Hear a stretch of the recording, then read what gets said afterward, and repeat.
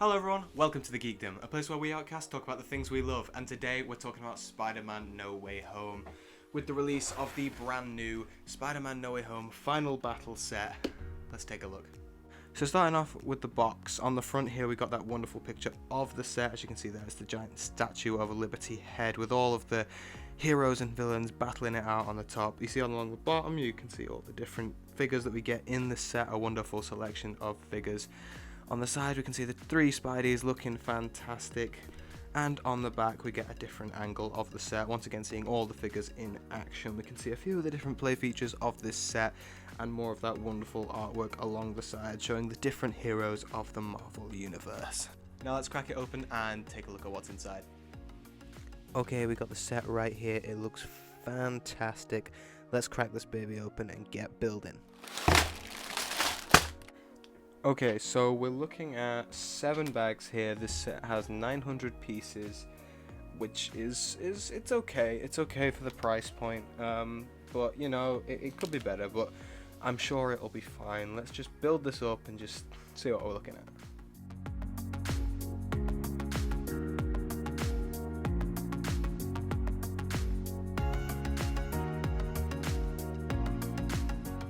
Okay, so here we have the fully assembled Spider-Man No Way Home Final Battle set, and this thing is awesome. It looks just like it does in the movie. It's perfectly encapsulated in this kind of small build.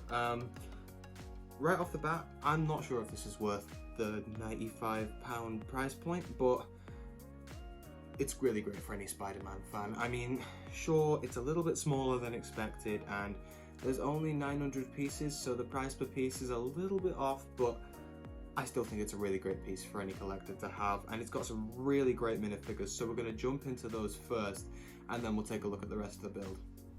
Okay, the first minifigure we have to look at is Tom Holland's Peter Parker. Now, this is just the integrated suit we've seen in the other No Way Home sets. Pretty basic. It's got a good face print there with the Peter Parker face print, and then that hair is really cool there as well. He obviously comes with a separate head for his Spider-Man mask. He's got dual molded legs in that red and black, and he's got some really cool line work all over there. No arm printing, and just his basic integrated suit on the torso. I think this minifigure does look better with the Spider-Man mask on. I just think it makes it look more like a complete figure, and it really ties in all the reds and blacks together. The lenses are pretty basic, it's just what we've seen before, unlike the other MCU Spideys. Yeah, he looks really great. I think this is a really cool figure.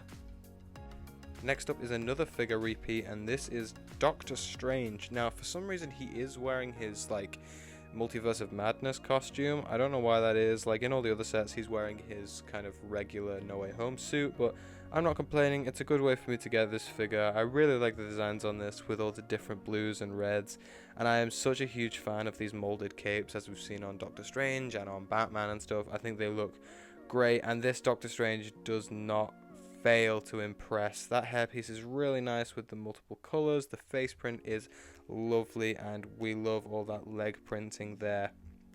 For his accessories, he also comes with those two sort of disc pieces to kind of mimic his shields. Next up we have the MJ figure. Now, this is the most boring figure I have ever seen in my life. I'm pretty sure this torso print has already been used on Hermione Granger. It's not an original figure at all. In all honesty, I prefer the other MJ we got in the Sanctum Showdown or whatever it was, the one from last year.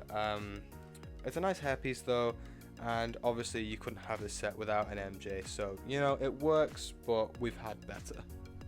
Now for one of the biggest minifigure letdowns of all time. This is Ned Leeds. He just looks nothing like his movie counterpart. The jacket is the complete wrong colors. The hairpiece is the wrong color. It's boring and it's wrong. It's an awful figure in my opinion. It's just laziness on the part of Lego, just trying to reuse parts when they should be putting the effort that we deserve in.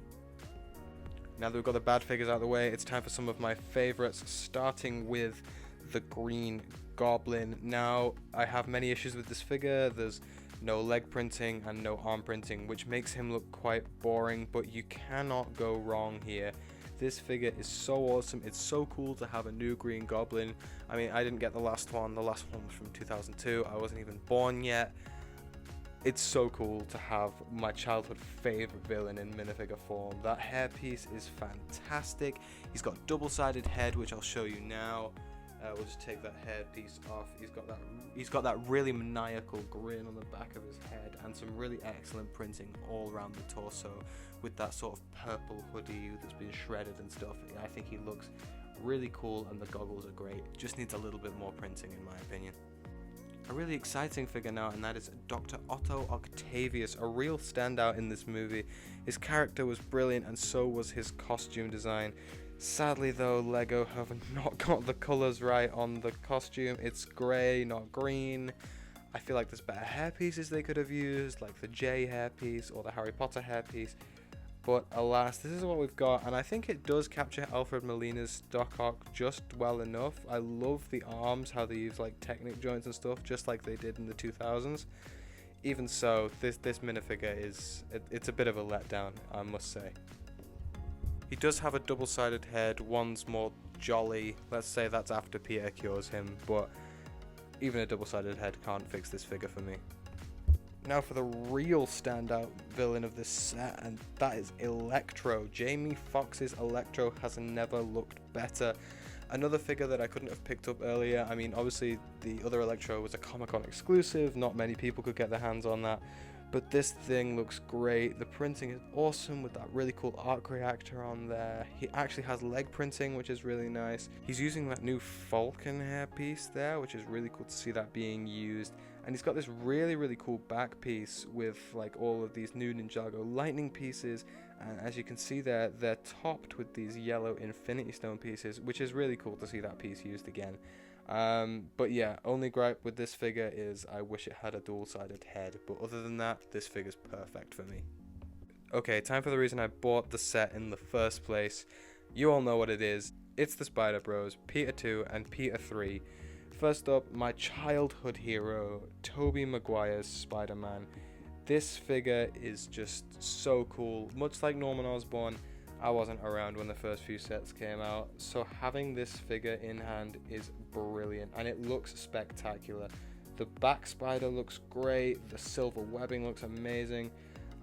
He's got those dual molded legs, which just looks awesome. I wish we could have got some webbing on the arms. That's my only thing about all of the Spider-Man figures in this set.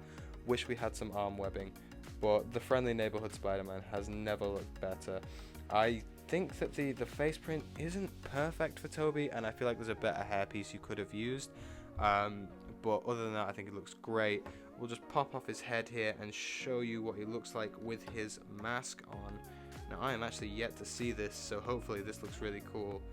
Wow, just wow, this figure looks so good with that mask on. He looks fantastic. I'm going to take some really great pictures with all three Spider-Mans eventually because they look amazing. This Tobey, oh, this might be my favorite figure so far. This is so cool to have, really sparking that childhood joy.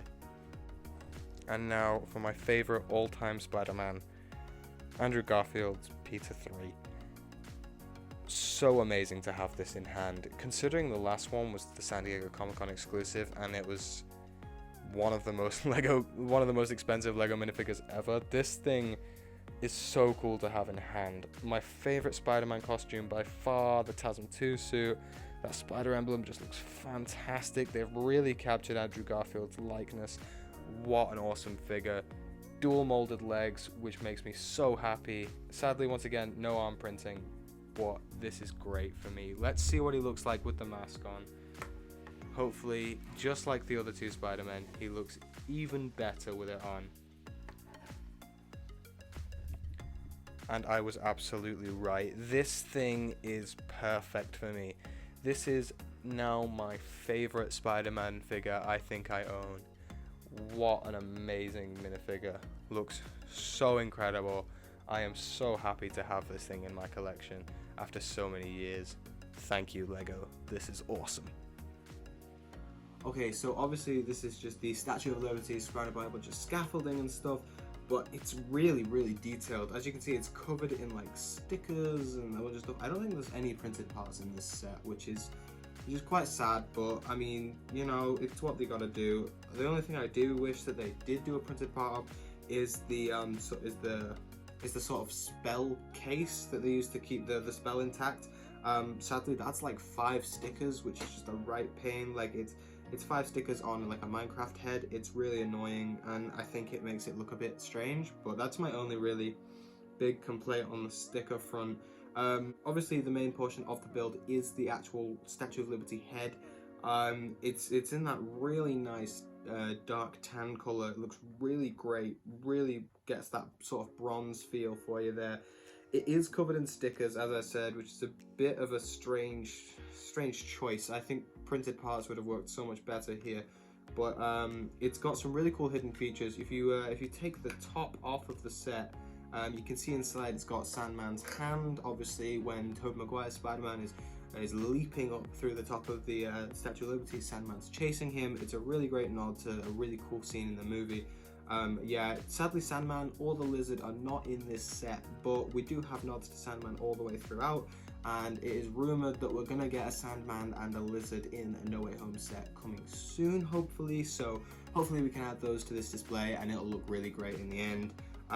Around the back of the Statue of Liberty head is a small panel that you can just lower, and it shows a Doctor Strange portal to the Sanctum Sanctorum. Obviously that's where Ned is coming from, or Doctor Strange, whoever you would like to put there. I've got my Ned up at the top portal, just like he was in the movie, trying to escape the Lizard. But that back portal is also a really cool detail. Now, moving around to all the scaffolding and stuff, there's a bunch of hidden details in here, which is really great. You've got those machines and like generators, and this little one over here on the web, which are just all the machines used to sort of heal the different characters and stuff, which is really cool.